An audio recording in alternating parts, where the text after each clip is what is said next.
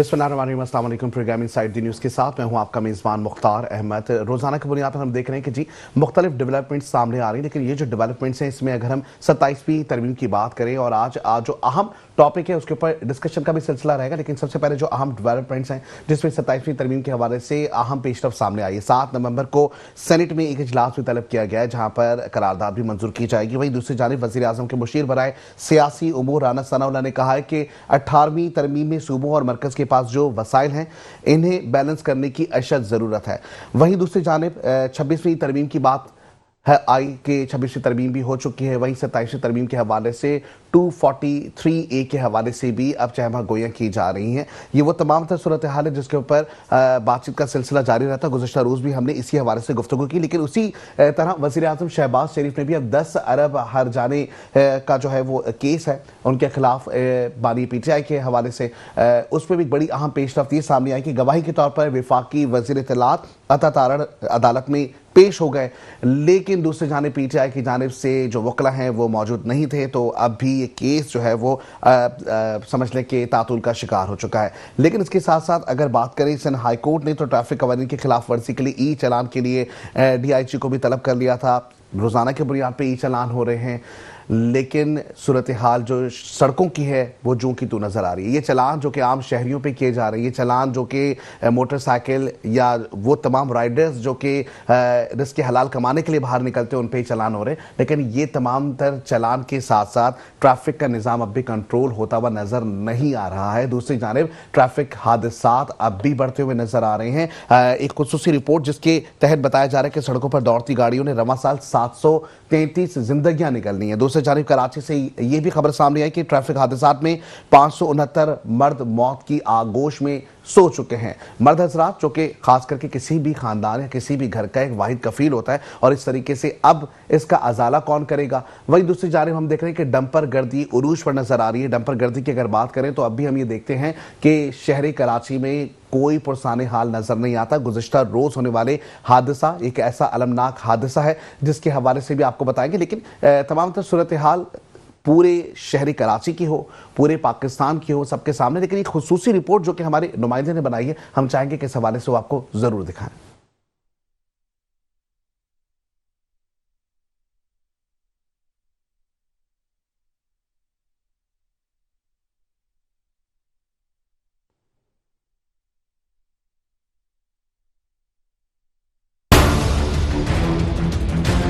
बच्चा मर गया, कौन देगा जवाब?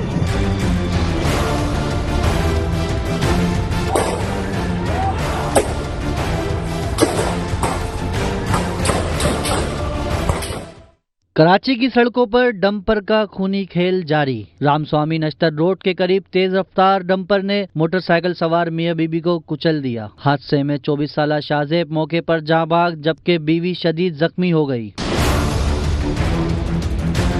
बच्चा मर गया, कौन देगा जवाब?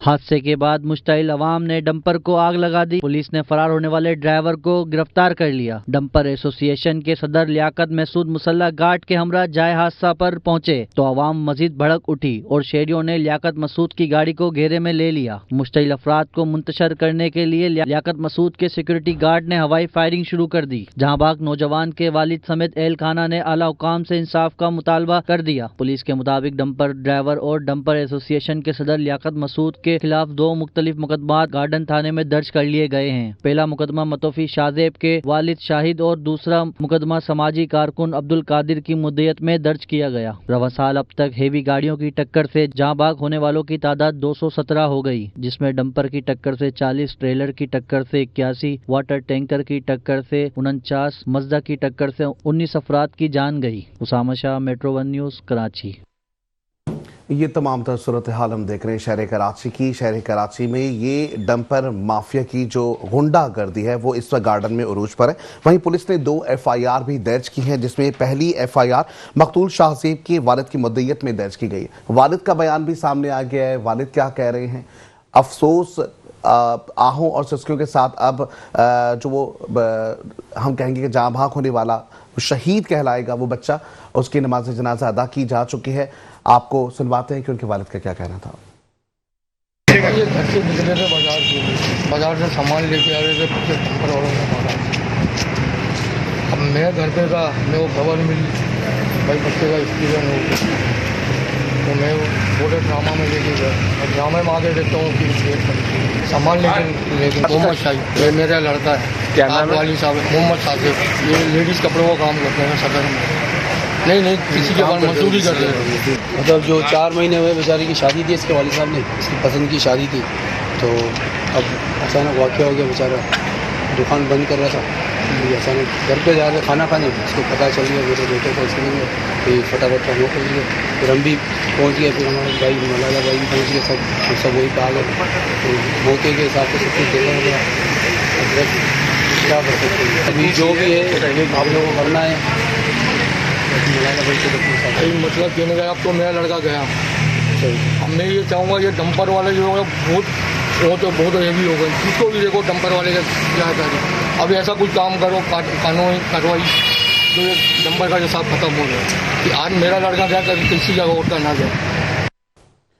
और यहाँ डेफिनेटली हम देख रहे हैं कि जी अफसोसनाक ये वाक़या है, लेकिन इस वाक़े के साथ साथ कई सवालात जन्म लेते हैं कि शहर कराची में जो लोग रह रहे हैं, जो लोग सड़कों पर निकलते हैं, रोज़ाना की बुनियाद पे कमाने के लिए निकलते हैं, तो क्या उनके साथ रोज़ाना की बुनियाद पे ऐसा ही सलूक किया जाएगा? रियासत कहाँ है?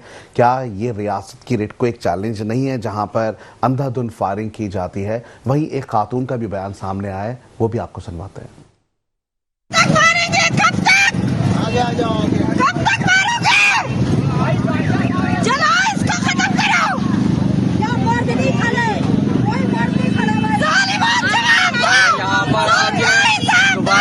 खून मारा गया है। डंपर माफिया ने फिर से एक नौजवान को कुचल डाला है यहाँ पर नक्सल रोड पे, जिससे पब्लिक सड़क पर आ गई है और एक एहतजाज रिकॉर्ड करा दिया।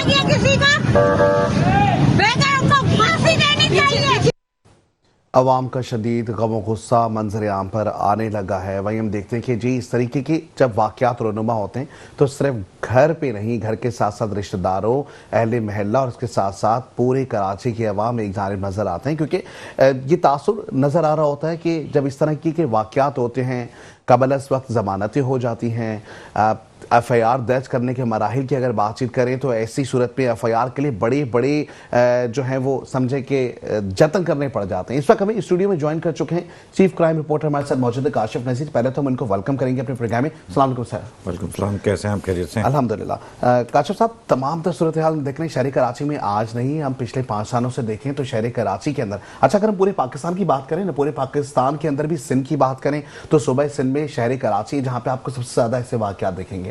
ठीक है, सबसे बड़ा सिटी है, मेट्रोपॉलिटन सिटी है, हर जगह से पाकिस्तान के लोग शहर कराची में आते हैं, आके रचते हैं, बचते हैं, कमाते हैं, सब कुछ करते हैं। लेकिन बात वही है कि जान की हिफाजत करने वाले कहाँ हैं? देखें, आपकी बात बहुत इंटरेस्टिंग है। जान की हिफाजत करने वाले कहाँ हैं? जान की हिफाजत करने वालों की जानिब से आज से कुछ अर्सा कबल जो है वो एक डंपर एसोसिएशन के अफराद को, जो ख़ास तौर पे ये डंपर के माफिया के अफराद थे, इनको 12 बजे के बाद शहर में दाखिले की इजाज़त दी गई। इससे पहले जो शहर में दिन दराते फिरते थे उस वक्त इनको रोक दिया गया कि शहर में ये 12 बजे से पहले दाखिल नहीं होंगे, लेकिन उसके बावजूद 12 बजे के टाइम से पहले खिलाफ वर्जी करते हुए डंपर माफिया जगह जगह दिखाई दिए हैं, जिसके ऑन रिकॉर्ड सारी चीज़ें मौजूद हैं। अगर बात की जाए कल रात जिस तरह राम स्वामी में अफसोसनाक वाकया पेश आया, अगर हम उसके ऊपर आए तो वो भी रात 12 बजे के बाद का इंसिडेंट है। रात 12 बजे के बाद जिस वक्त डंपर पहुंचा है, चूंकि मैं आपको बताऊं इसमें सबसे ज़्यादा जो पेचीदा वजह होती है, अवाम तो अपनी अदालत लगाना शुरू कर देती है, जाहिर सी बात है अवाम के गम और गुस्से जज्बात को तो कंट्रोल करना जो है वो फौरी तौर पर बहुत मुश्किल होता है। असल इसके वजूहात डंपर इशू नहीं है, डंपर चलाने वाले ड्राइवर हैं।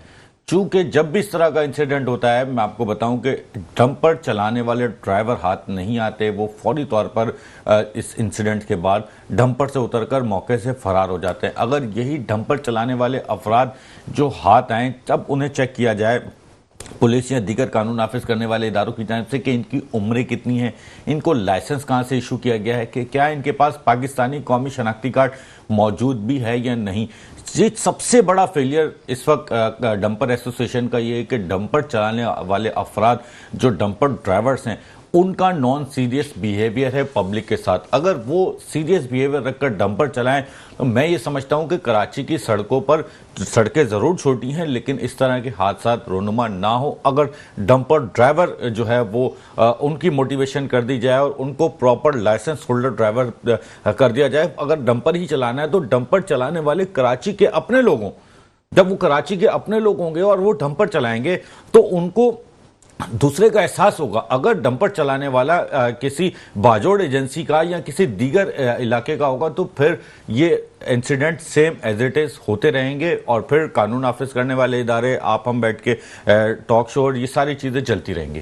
काशिफ नज़ीर, लेकिन हम ये चीज़ अगर देखें कि वाकयात होते हैं, अचानक से होते हैं, हादसा जो होता है वो हम कहते हैं ना कि इंटेंशनली नहीं अनइंटेंशनली होता है, ठीक है, लेकिन मुतादिद बार अनइंटेंशनली चलें चीज़ें समझ आती हैं, लेकिन रोज़ाना की बुनियाद पर इस तरीके के हादसा हो जाना। और ऐसे में जो गुज़िश्ता रोज़ वाला वाक़या है जिसपे हमने देखा कि जी जो महसूद साहब हैं उनके जो सिक्योरिटी गार्ड्स हैं उनकी दीदा दलेरी हमने ये देखी कि दहशत गर्दी उरूज पे नज़र आई। शहर कराची में अंधाधुंध फायरिंग की गई। सर, ये आपको नहीं लगता कि एक जाने पर जिस तरीके से आपने कहा कि जी ड्राइवर्स को देखना है, ड्राइवर्स से शायद कोई नशा ना किए हुए हों या ड्राइवर्स का दिमाग दुरुस्त हो या वो किसी दूसरे इलाके से आए हुए या शनाख्ती कार्ड का मसला है, ये तो सारी सेकेंड प्रायोरिटी वाली बात होगी। फर्स्ट प्रायोरिटी तो ये है कि अंधाधुंध फायरिंग की गई है तो मुकदमात का तो अब सामना करना पड़ेगा। देखिए मुख्तार, मैं अगेन आपको उसी टॉपिक के ऊपर लाऊंगा। मैं आपको क्राइम का की सबसे चूंकि हमारे पास क्राइम के एक्सपर्टीज है, क्राइम करने की या क्राइम को कंट्रोल करने की सबसे बड़ी वजह बताता हूँ। फॉर एग्जांपल, मैं आपको अपनी और आपकी मिसाल देता हूँ। अगर हम कोई जुर्म करते हैं तो जुर्म करके हम कहाँ जाएंगे?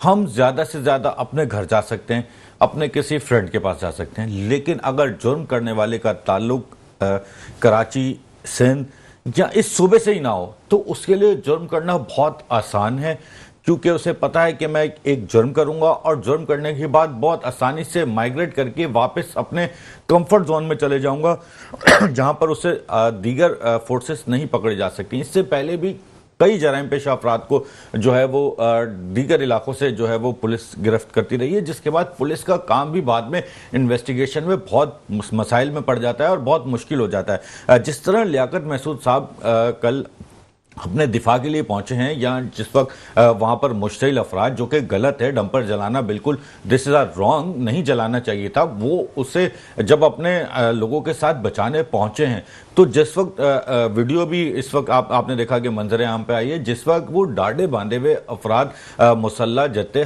लेके जो है वो उस डंपर के ऊपर बाकायदा तौर पर, अगर एक डंपर है तो डंपर के ऊपर असला सजा कर खड़े हो गए थे और एक्शन स्टाइल में ऐसे लग रहा था कि जैसे कोई फोर्स का कमांडर वहां पर मौजूद है। लियाकत महसूद साहब मौजूद नहीं है, वहां के लोग जिसके बाद ज्यादा मुश्किल हुए हैं। चूंकि कराची के अफराद के लिए आपको पता है माजी में भी कराची का इस तरह का करैक्टर आया कि कराची के लोगों के लिए हथियार देखना कोई नई बात नहीं है, या किस कराची के लोगों को हथियार से डराना, कराची के लोग हथियार से नहीं डरते, उसके हथियार देखने के बाद वो मजीद मुश्किल होते हैं। तो कल ये जो मजीद मुश्किल वाला वाकया हुआ तो वो इसी हथियार के साथ जब वो लेस होकर पहुंचे थे मौके पर तब हुआ। अच्छा, फिर मैं आपको दूसरी बात बताऊं कि इसमें पुलिस का बहुत बड़ा फेलियर है मेरी नज़र में। कल ही पुलिस की जानिब से, परसों पुलिस की जानिब से, क्योंकि एक तरफ शहर में एग्जीबिशन का सिलसिला जारी है और इस दफ़ा पुलिस की जानिब से हाई सिक्योरिटी अलर्ट की गई है। हाई सिक्योरिटी अलर्ट में कोई भी अपने गनमैन्स को इस तरीके से सरेआम असला लेके नहीं रोड पे चल सकता, और इस इतनी पब्लिक के दरमियान तो 144 भी इजाजत नहीं देता। अगर 144 के भी अगर आप लॉस चेक करें तो उसमें भी ये नहीं है कि आप पब्लिक के दरमियान हथियार इस तरह से अपने गनमैन्स को लेके आए। पुलिस की मौजूदगी में ये सब हो रहा था। जो फायरिंग का वाकया हुआ वो भी पुलिस की मौजूदगी में हुआ, जो गनमैन्स जो डरा रहे थे पब्लिक को वो भी पुलिस की मौजूदगी में थे। उसके बाद दीगर सियासी पार्टियां एक्टिव हुई हैं तो ये एक्शन होना शुरू हुआ है, वरना तो उनकी जानिब से एक तो डंपर को बचाना और दूसरा पब्लिक को दबाना, ये उनका प्लान रात प्रॉपर कामयाब रहा है। ठीक है। अच्छा, दूसरी जानब आपने जिस तरीके से कहा कि सियासी जब लोग सामने आए उसके बाद ये मामला आगे बढ़ा, ऐसे में इस वक्त हमें ज्वाइन कर चुके हैं कामरान फारूक साहब हमारे साथ मौजूद है। एमक्यूएम से आपका ताल्लुक है, पहले तो वेलकम करेंगे अपने प्रोग्राम में। अस्सलाम वालेकुम सर। जी कामरान साहब, आपको मेरी आवाज आ रही है? जी आवाज आ रही है। ठीक है कामरान साहब, हमने ये देखा कि गुज़िश्ता पूरी रात आप इस वाक़े के साथ, हम ऐसे बोलेंगे, लोग तो ऐनी शाहिदीन कहते हैं, आप तो वहाँ मुशाहिदे के लिए समझ ली मौजूद थे। आपने ना सिर्फ उस वाक़े को देखा बल्कि FIR दर्ज कराने से लेकर तमाम प्रोसेस में वहाँ मौजूद थे। क्या वाक़या था और लोगों का क्या रद्द अमल था, हम चाहेंगे कि आप भी ज़रा बताएं इस वाक़े के हवाले से।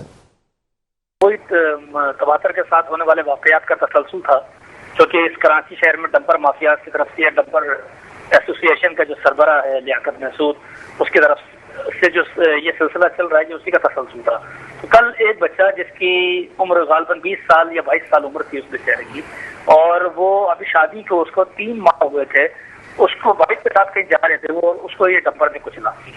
अच्छा, अब बात वहाँ डंपर में कुचला, मुस्तहिल आवाम, जाहिर सी बात है जब इतना बड़ा इंसिडेंट कहीं होता है तो लोग मुस्तहिल होना फितरी अमल है। लोगों ने मुस्तहिल होकर वहाँ पे गाल पर उसको कुछ आग लगा दी थोड़ी बहुत डंपर को, और उसके बाद पुलिस ने चीजों को टेकअप करके वहाँ पे सारी चीजों को अमन के हवाले से सारी चीजों को मैनेज करके, और इनके जो लवाकिन थी उनको थाने ले गए FIR के इंदराज के लिए। लेकिन वहाँ पर देखने में ये आया कि जब हमारे पास इंफॉर्मेशन जैसी पहुंची, मैं फौरन ट्रामा पहुंचा।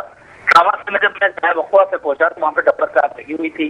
वहाँ पे हमने लोगों से बात की तो उनका सिर्फ एक इसरार था कि इसने आकर ये लियाकत महसूद जिसका नाम है, जो अपने आप को डंपर एसोसिएशन का चेयरमैन या सदर कहता है, तो आई थिंक ये इसने आके तूफान बदतमीजी वहाँ पर जो मचाई है। ये इंसिडेंट हो चुका था, लोग पुरअमन तौर पर मुंतशिर हो चुके थे, मगर उस वाक़े होने के 2 घंटे बाद यह जाए वक़ुआ पे पहुंचा है, और इसके साथ मुसल्लह अफराद थे। 144 लगने के बाद भी हैवी वेपन्स के साथ इन लोगों ने वहां पर न सिर्फ खवातीन के साथ बदतमीजी की, बल्कि वहां पर लोगों के ऊपर स्टेट फायर किया, जिसके बाद वहां पर अवाम का मुस्तहिल होना एक फितरी अमल है, और इस फितरी अमल को कोई भी नहीं रोक सकता। और अगर ये इतना बहादुर था और वहां पर इस किसी हवाले से गया था तो रुकता फिर वहां पर। इसने वहां पर न सिर्फ खवातीन पर तशद्दुद किया, जिसकी पूरी वीडियोज मौजूद है, बल्कि वहां पर लोग, बच्चे, बूढ़े, खवातीन, एक बहुत बड़ी तादाद के अंदर नौजवानों की मौजूद थी, उसके ऊपर इनने स्टेट फायर करते हुए वहां से राह फरार इख्तियार की। तो ये कब तक ये शहर है या कोई जंगल है? यहाँ पर कोई कानून है या जंगल का कानून है? तो हम तो ये कहते हैं कि पहले ये अपने इलाके से इन इलाकों में आता कैसे है, फिर यहाँ पर इलाकों में आकर, यहाँ उर्दू स्पीकिंग इलाकों के अंदर आकर यहाँ पे महाजरों को गालियां देना, यहाँ पे मुगल्लिजात बकना, और उन हालात में जबकि वहाँ पे डेड बॉडीज पड़ी हुई है और उसको उठाने वाला कोई नहीं है, मुसल्लह अफराद और मुसल्लह जत्थों के साथ हमले करना, तो ये पॉलिसी इनकी कभी भी कामयाब नहीं होगी। और इंशाल्लाह हमने इस बात का आगाज तब इस बात से किया है कि कानूनी तौर पे इसके खिलाफ सख्त से सख्त चाराजोई की जाए। हमने अपनी पूरी एफर्ट के साथ, कामरान टिसोरी भाई, गवर्नर सिंध पूरे ऑन बोर्ड रहे हमारे इस वाक़े में मेरे साथ, और उन्होंने हर जगह IG से लेकर DIG से लेकर सबसे बात की, और हमने इस लियाकत महसूद के खिलाफ बाकायदा FIR लॉन्च की। तो हमने एक एग्जाम्पल कायम किया। यकीनन हमारे लॉज ऐसे नहीं है जो एक्सीडेंटल केस के अंदर अमूमन जो बहुत ज्यादा सख्त हो या उनको सख्त सजाएं दी जा सके, लेकिन हमारा यह मुतालबा है कि इस तरह के सानेहात को रोका जाए और दोबारा इस तरह की चीजें ना हो। इसके लिए सख्त से सख्त कानूनी हिकमत अमली की जरूरत है, और इसके अंदर यकीनन कुछ अफसरान के भी डंपर्स हैं, जो हमारी इंफॉर्मेशन हैं, कुछ हुक्मरान जमात के मिनिस्टरों के डंपर्स हैं, जिसकी वजह से इनके खिलाफ कार्रवाई नहीं हो पाती। और ई चालान के नाम पे करोड़ों रुपए का भत्ता ये कराची के शहरियों पे पिछले 1 हफ्ते के अंदर थोप दिया गया। तो मैं ये सवाल करता हूँ कि इन डंपर्स एसोसिएशन वालों से भी और इस कराची पुलिस से भी, तो कराची के पुलिस चीफ से भी मैं सवाल करता हूँ कि ये बताइए कि अब तक ई चालान के नाम पर कितने डंपर्स के चालान किए गए, जो कि एक नंबर के ऊपर 4 डंपर्स इस शहर के अंदर चल रहे हैं। तो ये शहर लावारिसों का शहर नहीं है, ये शहर कोई खुदा न खास्ता बुज़दिलों का शहर नहीं है। यहाँ के शहरी पढ़े लिखे भी हैं और जाबाज भी हैं, और अपने पर हमला करने वालों का मुकाबला करना भी बहुत अच्छे तरीके से जानते हैं। ठीक है। अच्छा कामरान साहब, दूसरी जानब ये भी बताइएगा कि डेफिनेटली ये हादसा हो गया, दहशतगर्दी की एक समझने की मिसाल सामने नजर आई, जहां पे हमने देखा कि अंधाधुंध फायरिंग की गई। ऐसे में जब पुलिस की जानिब आप गए हैं तो उनका क्या मौकिफ था? और जो एफआईआर आपने दर्ज करवाई है, क्या एफआईआर दर्ज करवाने में कोई मुश्किलात, कोई रुकावटें तो नहीं थी? नहीं, इनको डेफिनेटली इनका, मैं इसमें पुलिस का कसूर नहीं समझता कि उन्होंने तो बहरहाल अपने तई हमसे बहुत ज्यादा ताउन किया।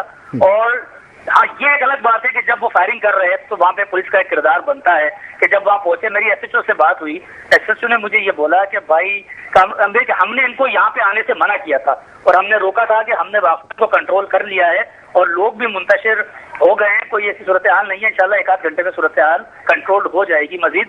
मगर इस शख्स ने वहां पहुंचकर जब स्टेट फायरिंग की है अपने मुसल्लह दहशत गर्दों के साथ, उसके बाद वहां पर फिर दोबारा आवाम मुश्तइल हुई है और उसके बाद इन्होंने वहां से, ये लोग वहां से भागे हैं।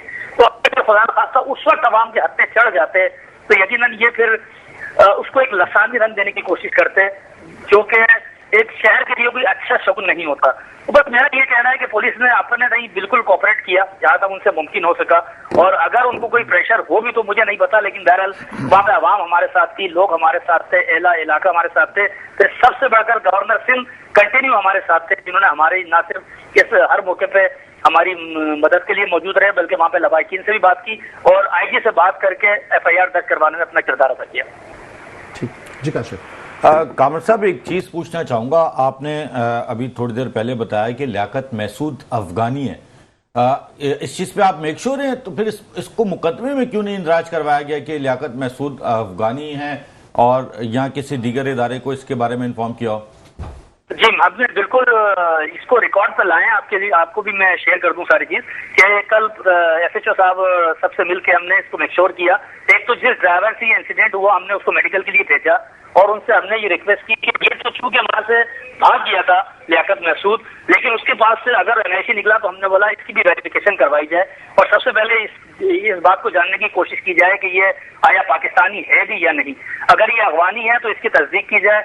इस पे एसएचओ से बाकायदा बात हुई और उसने हमसे इसको वादा किया कि इसके डॉक्यूमेंट्स जितने भी बरामद हमने किए हैं, ये मेडिकल हमने कराने के लिए उसको भेजा था, मेडिकल से वापसी के ऊपर हम इसके डॉक्यूमेंट्स चेक करेंगे और अगर ये अफगानी निकला तो इसी तरीके से यही तहफुज़ात हमारे लियाकत महसूद में। और हमारा बिल्कुल ये कहना है और मानना है कि हमारे पास जो इन्फॉर्मेशन है वो ये कहती है कि एक अफगानी शहरी है और हम रियासत से मुतालबा करते हैं कि इसके बारे में मुकम्मल तहकीकात की जाए इसके बारे में कि ये आया अफगानी शहरी है और अगर है तो इसको करार वाकई सजा देकर मुल्क बदर किया जाए। ठीक है, थैंक यू। ठीक है, बहुत शुक्रिया कामरान फारूकी साहब, आप हमारे साथ मौजूद थे, आपका मौक़िफ़ सामने आ गया है। और काशिफ, जिस तरीके से हम देख रहे हैं कि अब जिस तरीके से एक और कहते हैं कि जब एक चीज़ की हम वेरिफिकेशन करते हैं और आगे जब लाइन से जो है ना, जिस तरह मुकदमात अब वो उसमें नामजद भी हुए हैं, लेकिन वही वाली बात है कि ज़मानत भी उनकी मंजूर हो गई। लेकिन आपको नहीं लगता कि जब इस तरीके के वाक़यात होते हैं जहाँ पर आवाम का एक रद्द-ए-अमल ज़्यादा सामने आता है तो ऐसे में ज़मानत मनसूख की जाए या ये हक ज़रूरी होता है? देखिए, चूँकि अगर लियाकत महसूद पर ये इल्ज़ाम जाहिर किया जा रहा है कामरान फारूकी की जानिब से कि वो अफ़गानी शहरी हैं, तो फिर उनकी ज़मानत अप्रूव नहीं होती। अगर ज़मानत आज अप्रूव हुई है और मौजूद अदालत की जानिब से ज़मानत दी गई है तो इट मीन्स कि वो पाकिस्तानी शहरी होंगे। मैं भी इस चीज़ को कंफर्म नहीं कर रहा कि वो नहीं है, चूँकि पाकिस्तानी शहरी हैं, इसी वजह से अदालतों का काम है कि हर शहरी को तहफ़्फ़ुज़ फराहम करना। अगर उनका वकील अदालत के पास पहुँचा है और पहुँचने के बाद उनकी जानिब से अपने मौक़िल की दिफा के लिए चीज़ें दिखाई गई हैं तो अदालत मौका देती है ज़मानत, इंटीरियम इसे ज़मानत कहा जाता है, उबरी ज़मानत, ये कंफर्म ज़मानत नहीं होती है जिसके बाद शामिल तफ्तीश होना पड़ता है, पुलिस स्टेशन भी जाना पड़ता है, अपना स्टेटमेंट भी देना पड़ता है और मौजूद जज के पास भी जाकर वो तमाम जो जराइम कर चुका होता है बंदा उसका बताना पड़ता है, उसको साबित करना पड़ता है कि मेरा इससे ताल्लुक नहीं है। उस ज़मानत का सिर्फ इतना सा फेलियर होता है कि सिर्फ पुलिस उनको एट ए टाइम गिरफ्तार नहीं करती, अगर वो जुर्म साबित हो जाए तो पुलिस की जानिब से, वो अदालत की जानिब से उस जमानत को कैंसिल करके और उसकी कस्टडी पुलिस के हैंड ओवर कर दी जाती है। ये कोई इतनी बड़ी बात नहीं है कि अगर किसी केस में आज अदालत ने जमानत करा ली, वो एक पाकिस्तानी शहरी का, आप मैं कोई भी शहरी होगा उसका वो हक है, वो बासानी से जमानत करा सकता है, ये पाकिस्तान का कानून कहता है। अब मैं आपको बताऊं कि पाकिस्तान के कानून की बात आज जब ये इतना बड़ा इंसिडेंट हुआ है और जब इन पर मुकदमा दर्ज हुए तो उसके बाद भी ये डंपर माफिया के लोग सुधरे नहीं। इन्होंने सबसे पहले जाके माड़ीपुर रोड को बंद किया। माड़ीपुर रोड को जिस वक्त इन्होंने बंद किया, पुलिस गई है, पुलिस ने हाथ पांव जोड़ के माड़ीपुर रोड खुलवाया। डंपर के माफिया के अफराद माड़ीपुर रोड पर पहुंचे थे, इन्होंने फिर वहां से माड़ीपुर रोड से हटे तो इन्होंने सुपर हाईवे की तरफ रुख किया।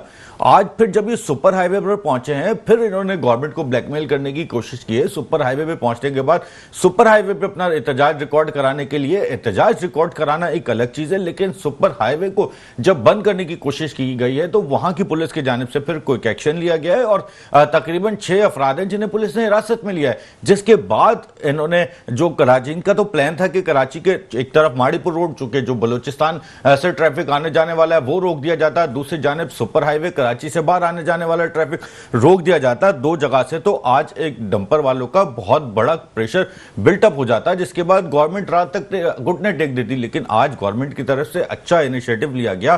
पुलिस उन तमाम मुकामात पर पहुंची जहां जहां पर डंपर वालों ने रोड बंद करने की कोशिश की है। इससे कबल जो हमारी सरकार या जिस तरह कामरान फारूकी ने बताया कि मैं रियासत को कहूंगा, रियासत के दबने की वजह सिर्फ ये थी कि चूंकि ये डंपर माफिया के लोग थे, ये शहर के इंटरेस्ट और एग्जिट पॉइंट्स बंद कर देते थे। जब इंटरेस्ट और एग्जिट पॉइंट बंद हो जाएंगे तो आम पब्लिक और तमाम कारोबारी चीजें मुतासर हो जाएंगी, ट्रांसपोर्ट नहीं चल सकेगी, शहर से बाहर आने आमदोरफ्त का सिलसिला रुक जाएगा। आज भी सेम पैटर्न को यूटिलाइज किया गया, लेकिन चूंकि रिट, रियासत की रिट को चैलेंज हुआ था, पब्लिक को चैलेंज हुआ था, तो रियासत की जानिब से फौरी क्विक एक्शन लिया गया और तकरीबन 6 अफराद हैं जिन्हें पुलिस ने इस वक्त अपनी हिरासत में लिया हुआ है, उनसे वो तहवील में, जिसके बाद अब इस वक्त रोड क्लियर है।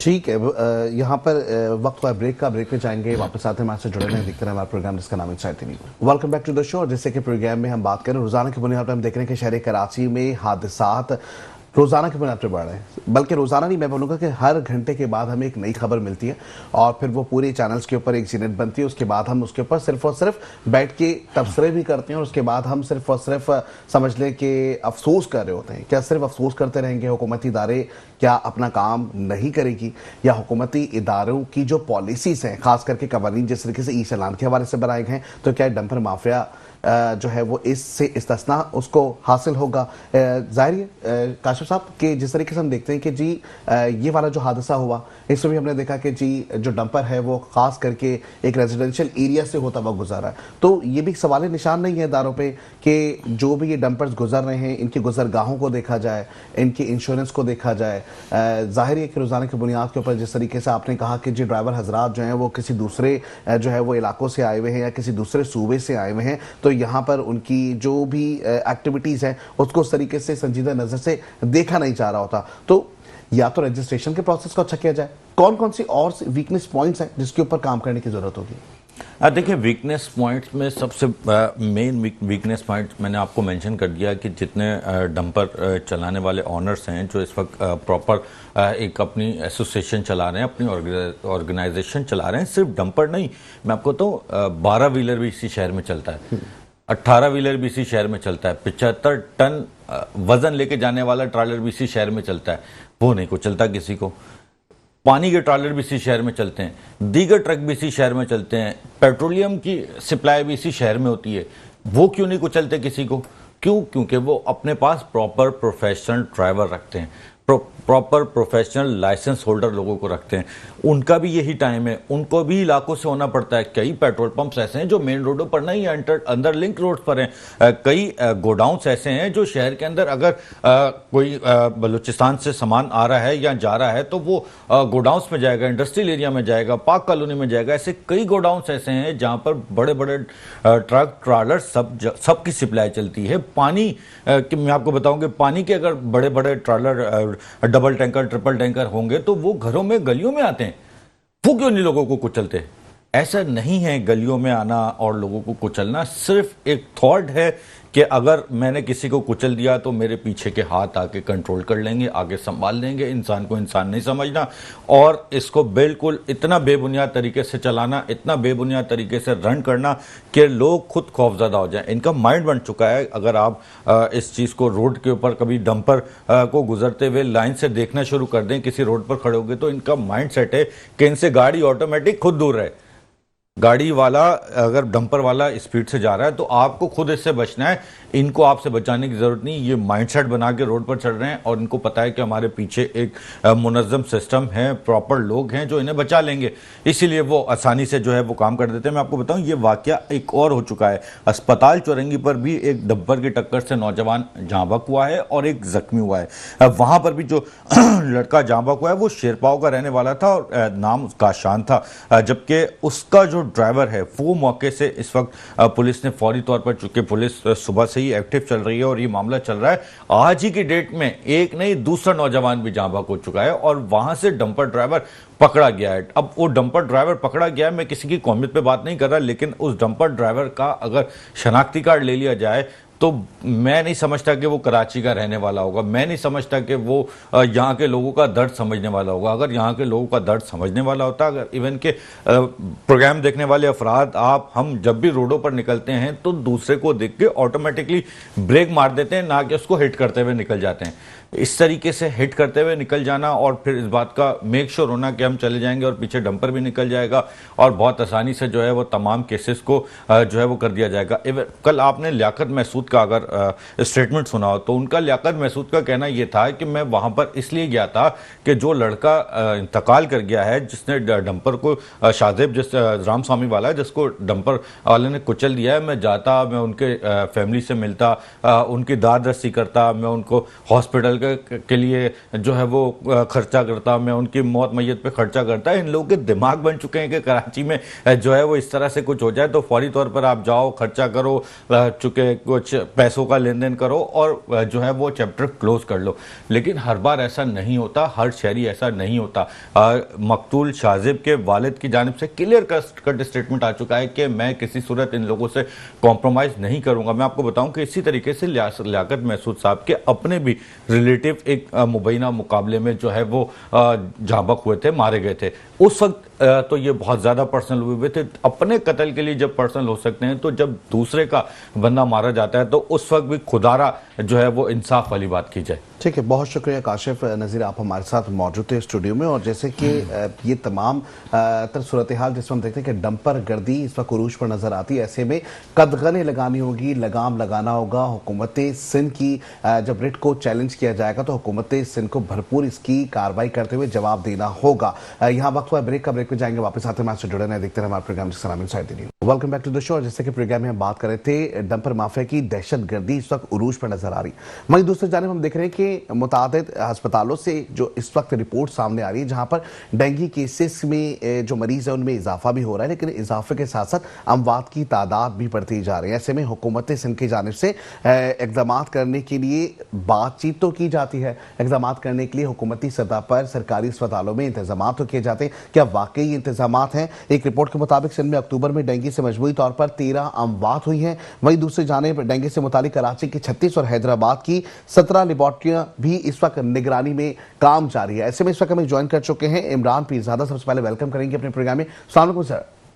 जी वालेकुम अस्सलाम। जी मुख्तार साहब। जी इमरान पीरजादा, तमाम तर हम देख रहे हैं कि इस वक्त पूरे सूबे में, सूबे सिंध की बात करें, खैबर पख्तूनख्वा की बात, क्योंकि एक जगह तो क्लाइमेट चेंज नजर आ रहा है जिसकी वजह से डेंगू जो वायरस है वो बढ़ता हुआ नजर आ रहा है। खैबर पख्तूनख्वा की बात करें या हम पंजाब की बात करें, सिंध की बात करें, सिंध में इस वक्त क्या सूरत हाल है, इसके हवाले से थोड़ी सी अपडेट दीजिएगा। सेकेंडली, अब तक हुकूमत क्या क्या इकदाम कर चुकी है?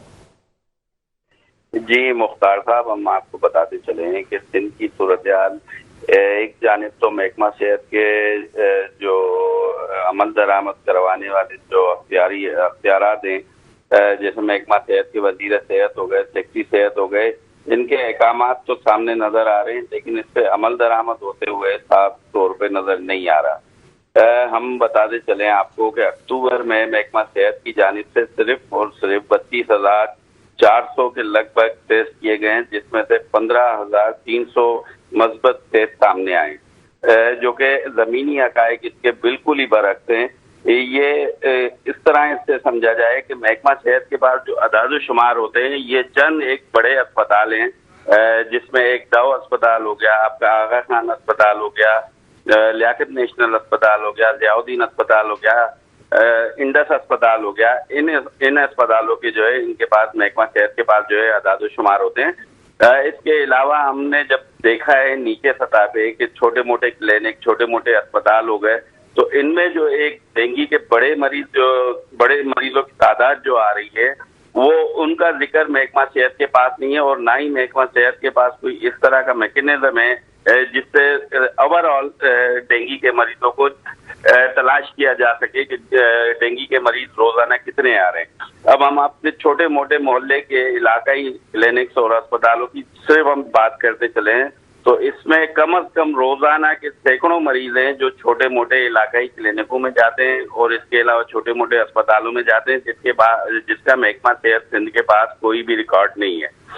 जबकि महकमा सेहत की जानिब से सिर्फ और सिर्फ दावे आ रहे हैं। आज भी महकमा सेहत की जानिब से एक प्रेस रिलीज जारी हुई है जिसमें बताया गया है कि महकमा सेहत ने 5100 किलो से जायद स्प्रे और अद्वियात और 8700 से जायद फोगिंग स्प्रे निचली सतह पे जैसे DHO जिलाई सेहत अफसरान होते हैं उनको फराहम किया गया है। इसके अलावा 3500 किलो से जायद लार्वा साइड और 36,000 मच्छरदानियां महकमा सेहत ने अफसरान को फराहम किए हैं, जिलाई सेहत अफसरान को, जो कि कहीं भी दिखाई नहीं दी जा रही। आज दिन तक हमने कहीं ऐसा नहीं देखा कि कहीं एक किसी शहरी को या किसी इलाका मकीन को महकमा सेहत की जानिब से कोई मच्छरदानी फराहम की गई हो, या जो महकमा सेहत के हम आधार ये देख रहे हैं कि जो अद्वियात दी गई हैं स्प्रे करने के लिए, अगर ये स्प्रे पूरा सही तरीके से सिंध भर में कर दिया जाए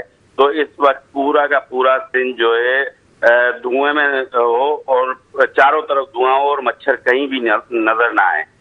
जबकि महकमा सेहत की जानिब से एक और भी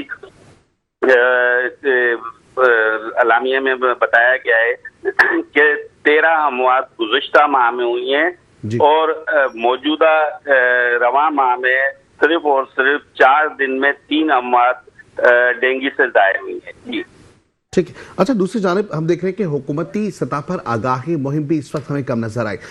फंड्स की इजरा के लिए तो बहुत सी बातें होती हैं। हम ये भी देखते हैं कि जी हुकूमत सिंध हो या हुकूमत पंजाब हो, सेहत के शोबे से मुतालिक अगर मैं इस वक्त कहूँ कि जो आगाही मुहिम है वो भी नहीं दी गई, जिसकी वजह से हम ये देख रहे हैं कि जो निचले दर्जे के एरियाज हैं या देही इलाके हैं जहाँ पे इस वक्त भी हमें डेंगू के केसेस ज्यादा नजर आ रहे हैं। जी देखें, आगाही मुहिम तो बिल्कुल दी जा रही है, लेकिन ये सिर्फ और सिर्फ आगाही मुहिम जो है वजीर सेहत और सेक्रेटरी हेल्थ की जानिब से या DG हेल्थ की जानिब से कुछ 2-4 प्रेस रिलीज जारी कर दी जाती हैं। इसके अलावा कुछ 2-4 इश्ताहारात जारी कर दिए जाते हैं। जबकि महकमा सेहत के खास तौर पर देखा यह गया है कि निचली सतह के जो डिस्ट्रिक्ट हेल्थ ऑफिसर हैं उनकी जानिब से कोई खातिरपा इकदाम नहीं किए जा रहे। यही वजह है कि मच्छरों की अफजाइश में इजाफा हो रहा है और मच्छरों की रोकथाम में कोई अमल नहीं, कोई भी महकमा सेहत की जानिब से अमलदारी दिखाई नहीं दे रही, जिसकी वजह से डेंगू के मरीजों में मुसलसल इजाफा हुआ जा रहा है। ठीक है। दूसरी जानिब बल्दियात की जानिब से भी हम देख रहे हैं कि टाउन इंतजामिया हो, जिला इंतजामिया हो, वहां पे भी कोई ऐसी मुहिम नहीं चलाई गई। अगर कोई मुहिम चलाई गई भी है तो वो हमें सिर्फ खबरों की जीनत तक नजर आई है। तो ऐसे में हुकूमती इदारे इस वक्त जो काम करते हुए नजर आ रहे हैं तो उन पर एक सवाल निशान नहीं है कि वो इसकी नोटिस लें। जी देखें, बिल्कुल महकमा सेहत की जानिब से और बल्दिया उज़्मा कराची की जानिब से, या हमने देखा कि डिप्टी कमिश्नर की जानिब से भी यही सूरत हाल है कि इनके भी सिर्फ और सिर्फ दावे नजर आ रहे हैं। हालांकि डिप्टी कमिश्नर कंट्रोल करते हैं तमाम इंतजामिया को और डिप्टी कमिश्नर के KMC को भी और महकमा सेहत के भी जिलाई सेहत अफसरान को जो है जिलाई सेहत अफसरान को भी कंट्रोल करते हैं, लेकिन कहीं भी ऐसा नहीं दिखाई दिया है। हम महकमा सेहत के अफसरान के साथ भी बैठे हुए होते हैं तो महकमा सेहत के अफसरान बता रहे होते हैं हमें कि हमारे पास जब मशीनरी मौजूद नहीं है स्प्रे करने के लिए तो हम अद्वियात का क्या करेंगे जिसे हमें स्प्रे करना है, जब हमारे पास स्प्रे करने वाली मशीन ही मौजूद नहीं है। ठीक है, बहुत शुक्रिया, आप हमारे साथ मौजूद थे इमरान साहब। और क्योंकि ज़ाहिर है वक्त भी बड़ा मुख्तसर सा है, जिस तरीके से हम देख रहे हैं कि एक जानिब शहरी कराची के अंदर जहां डंपर गर्दी उरूज पर नजर आ रही है, वहीं दूसरी जानिब अगर अस्पतालों का रुख करें, अस्पतालों का निज़ाम देखें, जहाँ पे शहरी दरबदर की ठोकरें खाते हुए नजर आ रहे हैं। ऐसे में शहरी कराची ले लें या सूबा सिंध के दूसरे शहर ले लें, सखर ले लें, मीरपुर खास ले लें, अस्पतालों का निज़ाम एक सा नजर आ रहा है। दूसरी जानिब अगर हम देखें कि जो शहरियों के लिए सहूलियात दी जाती हैं, खास करके आगाही मुहिम हो या इसके साथ साथ अद्वियात के लिए मशीनरी का जो इस्तेमाल किया जाता है, वो तमाम तर सूरत हाल हमें इस वक्त बिल्कुल जीरो नजर आ रही है। आज के प्रोग्राम में इतना ही, जिंदगी और हालात ने दिया साथ, तो इंशाल्लाह होगी आपसे फिर कल मुलाकात। अपना ख्याल रखिएगा, खुदा हाफिज।